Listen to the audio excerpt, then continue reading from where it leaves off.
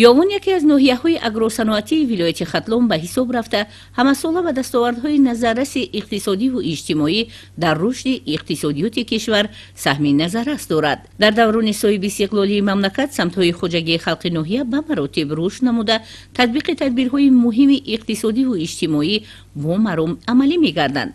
در این ناحیه کلانترین ولایت طبق اطلاع مسئولین مقامات اجرایی حکومت دولتی ناحیه بخشیده به جشن 35 سالگی استقلال دولتی تعمیر و بنیاد 561 انشاءات گوناگون تعینات به نقشه گرفته شده تا امروز 225 انشاءات مورد بهره برداری قرار گرفته است. رهبری حکومت محل در ردیف دیگر ساحه‌ها به رشد ساحه تندرستی همچون ساحه مهم توجه مخصوص روانه کردند. در نتیجه دستگیری‌های روزافزون حکومت کشور، وزارت تندرستی و حفظ اجتماعی اهالی جمهوری تاجیکستان، رهبری مقامات اجرایی حکومت دولتی ناحیه انشاءات ساحه تندرستی مرحله به مرحله بنیاد و برقرار و تعمیر و ترمیم گردیده با موثرترین تجهیزات طبی تامین گشته است. در مثال چنین تازه‌کاری‌ها شعبه قبول، قلب و شکسته‌بندی بیمارخانه مرکزی پس از تعمیر و نوسازی مورد استفاده قرار گرفته با شرایط معاصر خدمت‌رسانی طبی تامین گشتند.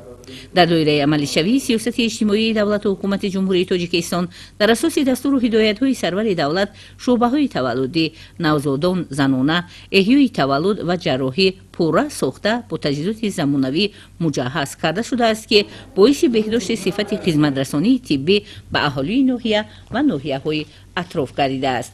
در سمت حفظ سلامتی اهالی بلند برداشتن سطح و صفت خدمت‌رسانی طبی، ترغیب طرز حیات سالم، تعمیر و تجدید مؤسسه‌های طبی موجود بوده و بنیاد و برقرارسازی بیمارخانه و بنگاه‌های سلامتی و با تجهیزات‌های زمانوی معاصر تأمین کردن آنها چاره‌های مشخص اندیشیده شده است و برای بهتر نمودن سطح خدمت‌رسانی طبی و سانیتری و اهالی نظارت دائمی به عمل می‌آورد. بیمارخانه مرکزی ناحیه یوون با زیاده 270 نفر اهالی ناحیه یوون و ناحیه‌های همسرحد خود خدمت‌رسانی طبی را به عمل می‌آورد. مورد ذکر است که در دوره تدبیرهای سازندگی به استقبال جشن 35 سالگی استقلال دولتی با جلب مبلغ‌های بودجتی شعبه جراحی تازه کلان سالن با 40 کت خوب، شعبه جراحی فساد کلان سالن با 25 کت خوب و جراحی خانه با موثرترین دستگاه‌ها ساخته مورد بهره برداری قرار گرفته است.